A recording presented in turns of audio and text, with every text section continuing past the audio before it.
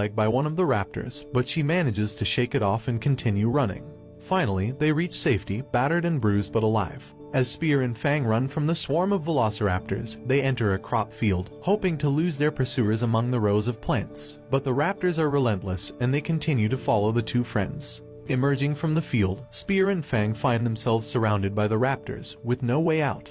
Just as all hope seems lost, the sun goes down, and the raptors suddenly turn and run away, leaving Spear and Fang confused and relieved. As they continue their journey, a blood moon rises in the sky, casting an eerie glow over the landscape. They walk through a misty field and come across a series of strange pillars, each adorned with skulls. The pillars startle Spear, but Fang seems unfazed, and the two continue on their way. As they walk, they have the distinct feeling that they are being watched. Hiding behind a rock, they see a feral man approaching, carrying a boar. The man slips and falls, breaking his knee in the process. He roars in pain, and several more feral people emerge from the surrounding bushes. One of them rushes to help the injured man, but he is snatched away by a strange flying animal, a giant bat. Feeling a sense of compassion, Spear decides to help the man and carries him and the boar back to their cave. The feral people crawl into the walls to hide, and the giant bat emerges, ready to attack. But before it can strike, Fang leaps into action, decapitating the creature with a swift blow. More giant bats appear, and Spear picks up his weapon, ready to fight alongside his friend. As Spear fights off the giant bats, one of them tries to grab him, but he manages to stab it through the mouth, killing it.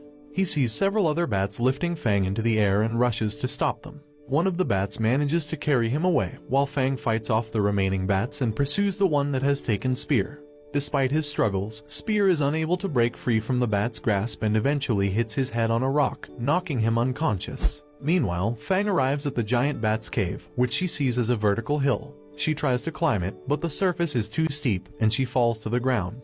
As she stares up at the bats flying out of the cave, an idea comes to her. She roars at the bats and pretends to be dead, hoping to trick them into lowering their guard. The plan works, and the bats fly down to her, carrying her into the cave. They place her on a pile of dead animals and fly away, leaving her alone in the dark. Fang gets up and begins exploring the cave, searching for Spear. She comes across a tunnel with cobwebs on the walls and realizes that there must be people trapped inside.